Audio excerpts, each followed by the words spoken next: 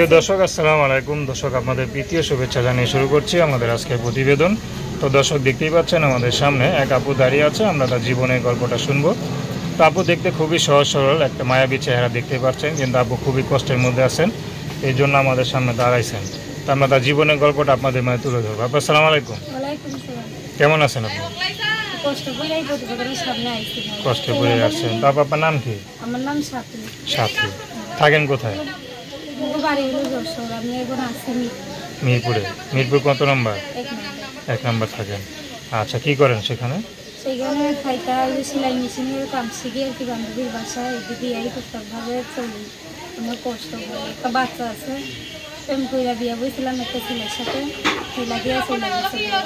একটা ছেলে আছে তো মাদ্রাসায় পড়াই। প্রেম করে খাতা লাগলো, প্রেম করে বিয়ে করছিলেন? আচ্ছা, তো প্রেম করে বিয়ে করছেন, তো স্বামী কেন চলে গেল? প্রেমের আগে দেখেন না যে স্বামী কেমন বা বয়ফ্রেন্ড কেমন, ভালো কিনা মন্দ? হ্যাঁ, তো আমার সাথে ভালো ব্যবহারই করছিল, পরে যে হ্যাঁ অন্য মেয়ের সাথে সম্পর্ক আছে এটা তো আর আমি জানতাম না। নাকি আমার যখন ছেলেটা হয়েছে সে আমার ফেলা দিয়ে চলে গেছে। নাকি আপনারা সুন্দর সুন্দর জামা কাপড় দিয়েছে, জন্য পইটা গেছিলেন? কোনটা? প্রথম সুন্দর সুন্দর একটু ভালো দেখছিল, মিষ্টি মিষ্টি কথা বলছে না, মিষ্টি মিষ্টি কথা বলছে, ভালো জামা কাপড় দিয়েছে নাকি? কিন্তু বিয়ের পর আর দেয় না? না, বিয়ার পরে তারপরে আর কিছু দেয় না, অনেক অত্যাচার করে, মারধর করে, নেশাপান করে। ইরানের মেয়ের সাথে সম্পর্ক আছিল তো জানতাম না। তো বাচ্চা কাচ্চা কটা? একটা ছেলে মাদ্রাসায় পড়ে। আচ্ছা, তখন কি করেন? এখন আমি সেলাই মেশিনের কাজ করি, খালাকায় থাকি তো। খারাপ কাছে থাকেন।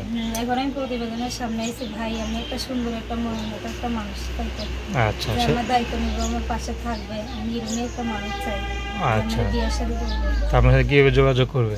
ফোনের মাধ্যমে। তো দর্শক, আপনার যদি আপুর সাথে যোগাযোগ করতে চান তার নাম্বারটা 01779203649। আমি নাম্বারটা আবারও বলছি, 01779203649। তো দর্শক, প্রেম ভালোবাসা সাহায্য সহযোগিতা বিয়ে শাদী করা একান্ত আপনাদের ব্যক্তিগত ব্যাপার। আসুন আমরা 5 ওয়াক্ত নামাজ পড়ি, সর্বদা দেশের সেবা করি। আসসালামু আলাইকুম।